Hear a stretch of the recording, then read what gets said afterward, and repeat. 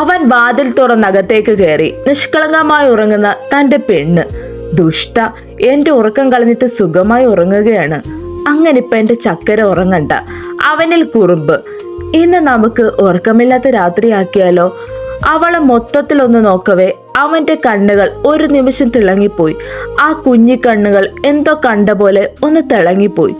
ശരിയാക്കി തരാൻ പൊന്ന. മുറിയിൽ AC ഇട്ടിരുന്നില്ല. പകരം ഫാൻ ഇട്ടാണ് പെണ്ണിന്റെ കിടപ്പ്. ചൂടുകൊണ്ട് ഒരു കൈയാൽ അവൾ ഇട്ടിരുന്ന ബനിയൻ മുകളിലേക്ക് പൊക്കി വെക്കുന്നുണ്ട്. അവളുടെ പഞ്ഞി പോലത്തെ ഇടുപ്പും അവനെ ഏറെ മോഹിപ്പിക്കുന്ന ആ മറുകും അവന് മുന്നിൽ ദൃശ്യമായി. അവൻ തലയൊന്ന് കുടഞ്ഞു നോട്ടം മാറ്റിയെങ്കിലും പിന്നെയും കാഴ്ചകളേറെ അവന് കാണാൻ എന്ന പോലെ ഒരുക്കി കൊടുക്കുന്ന പോലെയാണ് അവളുടെ കിടപ്പ്. കഴുത്തിൽ നിന്ന് ബനിയൻ ഇറങ്ങിക്കിടക്കുന്നതിനാൽ അവളുടെ മൃദുലത പകുതിയോളം അവന് മുന്നിൽ അനാവൃതമായി. എന്റെ പൊന്നു കുഞ്ഞേ. അവൻ തന്റെ ശ്വാസം ഒന്ന് നേരെയാക്കാൻ നോക്കി. അതിനു പോലും കഴിയുന്നില്ല. ഇങ്ങനെയാണെങ്കിൽ എന്റെ കുഞ്ഞിന്ന് ഉറങ്ങണ്ട, മനസ്സിൽ പറഞ്ഞുകൊണ്ട് അവൻ അവളുടെ അടുത്തേക്ക് ചെന്നു. പതിയെ കട്ടിന്റെ ഹെഡ്ബോർഡിലേക്ക് ചാരിയിരുന്ന് അവളെ നോക്കി. നിഷ്കളങ്കമായ ഉറക്കമായിരുന്നു അവളുടേത്. അവൻ അവളുടെ അടുത്തേക്ക് ചേർന്ന് കിടന്നു.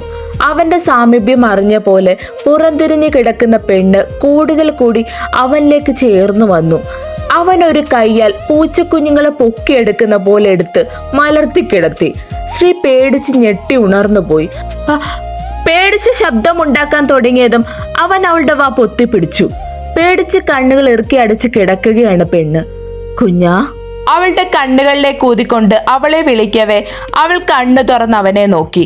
ആ കുഞ്ഞി കണ്ണുകൾ തന്നെ ഇമചിമ്മാതെ നോക്കിയിരിക്കുന്നതാണ് അവൾ കണ്ടത്. എന്റെ ഭദ്രപ്പെണ്ണിനെ ഞാനല്ലാതെ വേറെ ആരും തൊടില്ല.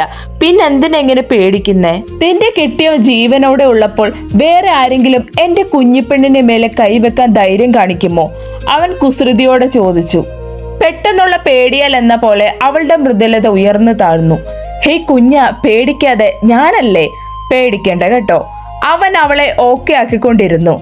അവൾ ശ്വാസം നേരെയാക്കാൻ ശ്രമിച്ചുകൊണ്ട് അവനെ നോക്കി കണ്ണുരുട്ടി. ഭദ്രകാളി, എന്താ അച്ചോട്ടെ ഈ സമയത്ത്? പേടി മാറിയപ്പോൾ അല്പം പരിഭവത്തോടെ അവൾ ചോദിച്ചു. ബെസ്റ്റ് ഭാര്യ. ഒരു ഭർത്താവിനോട് ചോദിക്കാൻ പറ്റിയ കാര്യം തന്നെ. അവൻ പുച്ഛിച്ചു.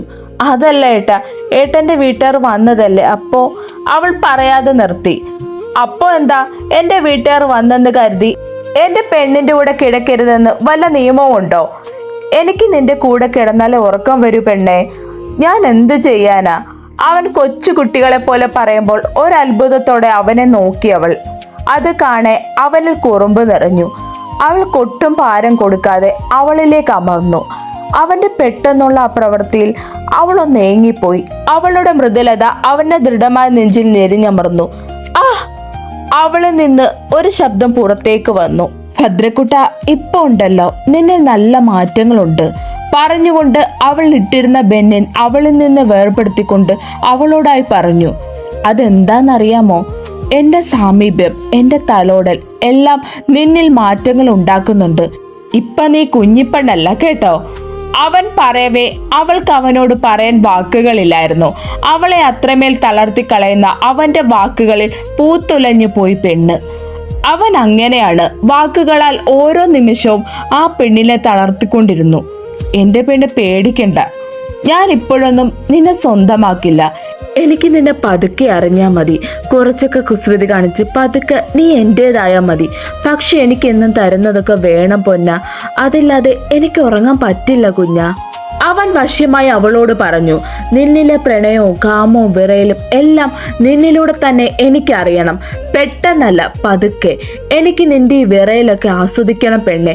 അതുവരെ എനിക്ക് ചെയ്തു തീർക്കാനുള്ള കുറച്ച് കാര്യങ്ങളുണ്ട്. അവളെ നോക്കാതെ അവൻ പറഞ്ഞു. അതെന്താ എന്ന പോലെ നോക്കുന്നുണ്ട് പെണ്ണ്. അതുണ്ടല്ലോ കുഞ്ഞ, നമ്മുടെ ഫസ്റ്റ് നൈറ്റിനെ കുറിച്ചാണ് ഞാൻ ഉദ്ദേശിച്ചത്. അത് പ്ലാൻ ചെയ്യണ്ടേ? സംശയം മാറ്റാൻ എന്ന പോലെ അവൻ പറഞ്ഞെങ്കിലും അതങ്ങോട്ട് വിശ്വസിച്ചില്ലെങ്കിലും അവൾ ഒന്ന് തലയാട്ടി. അങ്ങനെ അവസാനം എനിക്ക് നിന്നെ എല്ലാ അർത്ഥത്തിലും സ്വന്തമാക്കണം, അവൻ പറഞ്ഞുകൊണ്ട് അവളെ ഒന്ന് നോക്കി. നാണം കൊണ്ട് കവിളുകളെ ചുമപ്പിച്ച് ഒരു പൂ പോലെ കിടക്കുകയാണ് പെണ്ണ്. എൻ്റെ പെണ്ണെ പറഞ്ഞുകൊണ്ട് അവളുടെ ചുണ്ടിലേക്ക് അവൻ്റെ ചുണ്ടുകൾ പതിപ്പിച്ചുകൊണ്ട് പതിയെ ആ ചുണ്ടുകളെ കവർന്നെടുത്തു. ഏറെ നേരത്തിന് ശേഷം അവൻ്റെ ചുണ്ടുകൾ കഴുത്തിലേക്ക് പതിച്ചു. അവളിലെ ആ നീല ഞരമ്പിനെയും കഴുത്തിലായി കാണുന്ന ആ കുഞ്ഞി മറുകിനെയും മതി വരാത്ത പോലെ അവൻ ചുംബിച്ചുണർത്തി. ഒരു തരം ആവേശത്തോടെ അവൻ്റെ കൈ അവളുടെ മൃദുലതയെ താളം പിടിച്ചു. അവളുടെ മൃദുലമായ ഇടങ്ങളിൽ അവൻ്റെ കൈ മുറുകി. അവൾ കട്ടിലിൽ പെരുവിരലിൽ ഉയർന്നു പൊങ്ങി. അവസാനം ആ നീല ഞരമ്പിൽ ഒന്ന് കടിച്ച് അമർത്തി ചുംബിച്ച് അവളുടെ മുഖത്തേക്ക് നോക്കി. കണ്ണുകൾ അടച്ച് ശ്വാസം പോലും എടുക്കാൻ മറന്നു കിടക്കുകയാണ് പെണ്ണ്. ശ്വാസം വിടു പെണ്ണെ. അവൾ കണ്ണു തുറന്ന് അവനെ തുറച്ചു നോക്കി. വേദനിച്ചോ പൊന്ന? കണ്ണുരുട്ടി എന്നെ പേടിപ്പിക്കാൻ നോക്കണ്ട ഉണ്ടക്കണ്ണി. മുത്തശ്ശി ഇന്ന് രാവിലെ മാറിക്കിടക്കാൻ പറഞ്ഞപ്പോ എന്തായിരുന്നു ഒരു ചിരി? അവൻ പരിഭവത്തോടെ ചോദിച്ചു. അവൾ കുറുമ്പോടെ അവനെ നോക്കി. അപ്പോഴേ ഞാൻ ഓങ്ങി വെച്ചതായത്. എന്റെ പെണ്ണിന് ഇന്ന് ഉറക്കമില്ലാത്ത രാത്രിയായിരിക്കും. അവൻ പറയവേ അവൾ ഞെട്ടി അവനെ നോക്കി. ഒറ്റക്കണ്ണിറക്കി അവളുടെ കാൽപാദത്തിലേക്ക് താഴ്ന്നു വന്ന് ജയ് ഭദ്ര ഒന്ന് നോക്കി. അവൾ പകപ്പോടെ അവനെ നോക്കുന്നുണ്ട്. തന്റെ പോക്കറ്റിൽ നിന്ന് ചെറിയൊരു ചെപ്പ് അവൻ പുറത്തേക്കെടുത്തു. ആ ചെപ്പ് തുറക്കവേ അതിൽ നിന്ന് മനോഹരമായ ഒരു ജോഡി സ്വർണ്ണ കൊലുസ് അവൻ പുറത്തേക്കെടുത്തു. എന്നിട്ട് അവളെ ഒന്ന് നോക്കി. കണ്ണുകൾ വിടർത്തി ആ കൊലുസിലേക്ക് നോക്കി കിടക്കുകയാണ് പെണ്ണ്. ഇഷ്ടായോ? അവൻ ചോദിച്ചു. ഒരുപാട് ഇഷ്ടായി. അവളിൽ പുഞ്ചിരി മുട്ടിട്ടു. ഇന്ന് നമുക്ക് പുതിയ ടെൻഡർ കിട്ടിയതിന്റെ സന്തോഷത്തിന് വാങ്ങിയതാ. പെണ്ണിനെ നോക്കിക്കൊണ്ട് അവളുടെ വെളുത്ത കാൽപാദത്തിലേക്ക് ഒന്ന് ചുംബിച്ചുകൊണ്ട് അവൻ അവളുടെ വലത് കാൽ ഉയർത്തി തൻ്റെ ഷോൾഡറിൽ വെച്ചുകൊണ്ട് ആ കൊലുസ് അവളുടെ കാൽപാദത്തിൽ അണിയിച്ച് പല്ലുകൾ കൊണ്ട് കൊളുത്തു മുറുക്കി കൊടുത്തു. അവളെ മുഖമുയർത്തി നോക്കുമ്പോൾ കവിളുകളിൽ ചോര തൊട്ടെടുക്കാൻ പാകത്തിൽ അവനെ നോക്കി കിടക്കുകയാണ് പെണ്ണ്. അവന്റെ നോട്ടത്തിൽ പൂത്തുലഞ്ഞ അവൾ മറുവശത്തേക്ക് മുഖം തിരിച്ച് തൻ്റെ നാണത്തെ അവനിൽ നിന്ന് മറച്ചു പിടിച്ചു. അവളുടെ നാണം ആസ്വദിച്ചുകൊണ്ട് പിന്നെയും അവളുടെ കാൽപാദങ്ങളിലേക്ക് നോക്കി. അതിന്റെ ഭംഗി അവൻ നോക്കി നിന്നുപോയി. അവൻ അവളുടെ കാൽവിരലുകൾ ചുണ്ടിനാൽ തൊട്ടെടുത്തു. അവളുടെ കാലിൽ പിണഞ്ഞു കിടക്കുന്ന സ്വർണ്ണ ചെയിൻ അവളുടെ കാലുകൾക്ക് ഭംഗി കൂട്ടി. അത് അവന്റെ കുഞ്ഞിക്കണ്ണുകൾക്ക് തിളക്കമേകി. അവൻ അവളുടെ കാൽപാദത്തിലേക്ക് പിന്നെ ചുണ്ടുകൾ പതിപ്പിച്ചു. ചുണ്ടുകളാൽ ഓരോ കാൽവിരലുകൾ ഒപ്പിയെടുത്തു. അവൻ അടുത്ത കാലിലും അതുപോലെ കൊലുസണിയിച്ചു കൊടുത്തു. ആ കാലുകളിൽ വിരലോടിച്ചുകൊണ്ട് അവൻ പതിയെ മുകളിലേക്ക് ഉയർന്നു വന്നു.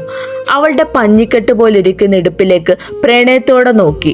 അവളിലേറെ ഇഷ്ടപ്പെടുന്ന ആ മറുക് അവന് മുന്നിൽ ദൃശ്യമായി. അവൻ അവളെ ഒന്ന് നോക്കി കണ്ണ് ചിമ്മിക്കൊണ്ട് അവളുടെ ഇടുപ്പിലേക്ക് മുഖം പൂഴ്ത്തി. അടിവയറ്റിൽ നിന്ന് 1000 ചിത്രശലഭങ്ങൾ ഉയർന്നു വരുന്ന പോലെ ഒരു ഫീൽ. പറഞ്ഞറിയിക്കാൻ പറ്റാത്ത പോലെ ഒരനുഭവം. അവൾ കണ്ണുകൾ അടച്ച് ചുണ്ടുകൾ കടിച്ചു പിടിച്ച് അവന്റെ ആ നീക്കം ആസ്വദിച്ചു. അവൻ അവളെ വശം കെടുത്തി കളയുന്ന പോലെ ചുംബിച്ചുണർത്തി. ഇടുപ്പിലായി പ്രണയമുദ്രകൾ അവൻ നൽകുമ്പോൾ അവളുടെ കൈവിരലുകൾ അവന്റെ പുറത്ത് പോറലേകി. അതവനിൽ ചെറുനോവുണർത്തിയെങ്കിലും പതിയെ അതവനിൽ ആവേശം കൊണ്ടിരുന്നു. അവൻ ഉയർന്നു വന്ന് അവളുടെ മൃദുലതയെ ചുംബിച്ചുകൊണ്ട് ചെറുതായി ഒന്ന് കടിച്ച് ഒന്നമർത്തി ചുംബിച്ചു. അവന്റെ ആ നീക്കത്തിൽ ആ പെണ്ണ് എരിവ് വലിച്ചു പോയി. സോറി ഭദ്രപ്പെണ്ണെ, നീ ഇങ്ങനെ കിടക്കുമ്പോഴുണ്ടല്ലോ എനിക്ക് എന്നെ തന്നെ നിയന്ത്രിക്കാൻ പറ്റുന്നില്ലടി. അവൻ ശ്വാസം ഒന്ന് ആഞ്ഞു വലിച്ചുകൊണ്ട് അവളെ നോക്കി പറയുമ്പോൾ കണ്ണിൽ കത്തുന്ന പ്രണയത്തോടെ അവനെ നോക്കുകയാണ് അവന്റെ കുഞ്ഞി പെണ്ണ്. അത് കാണെ പ്രണയത്തോടെ അവന്റെ ചുണ്ടുകൾ അവളുടെ ചുണ്ടുകളിൽ പതിക്കുക തന്നെ ചെയ്തു. ഏറെ നേരത്തെ ചുംബനത്തിന് ശേഷം അവൾക്ക് ശ്വാസം വിലങ്ങിയതും ഒരിക്കൽ കൂടി ഒന്ന് ചുംബിച്ചുകൊണ്ട് ആ ചുണ്ടുകളെ വേർപ്പെടുത്തി അവളെ നോക്കുമ്പോൾ അവൾ ഉയർന്നു വന്ന് അവന്റെ കുഞ്ഞി കണ്ണുകളിലേക്ക് അവളുടെ ചുണ്ടുകൾ പതിപ്പിച്ച് കഴിഞ്ഞിരുന്നു. അവളുടെ ആദ്യ ചുംബനം. താഴെ ഡെബിയുടെ മുറിയിൽ കാര്യമായി ഫോൺ വിളിയിലാണ് നമ്മുടെ ഇച്ചായനും പൊന്നുകൊച്ചും. ഇച്ചായ, കൊഞ്ചലോടെയുള്ള അവളുടെ ശബ്ദം കാതിൽ പതിയവേ അവൻ തന്റെ തലയാണയിലേക്ക് പ്രണയത്തോടെ മുഖം അമർത്തി.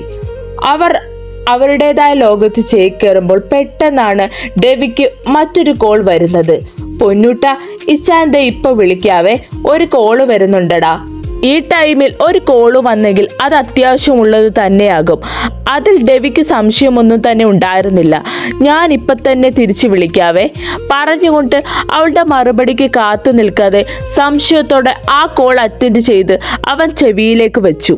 ഭദ്രേ, അവന്റെ തൊണ്ടയിൽ നിന്ന് ഉമ്മനീർ പോലും താഴേക്ക് ഇറങ്ങാൻ കഴിയാത്തതുപോലെ അവളെ തന്നെ നോക്കി കിടന്നുപോയി.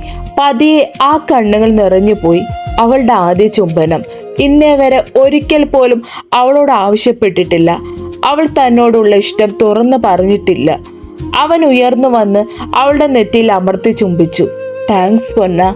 എന്തിനാടാ അസുര? അവൻ പകപ്പോടെ അവളെ നോക്കി. അത് കാണെ അവൾ ഒന്ന് ഇളിച്ചു കൊടുത്തു. കുറുമ്പി.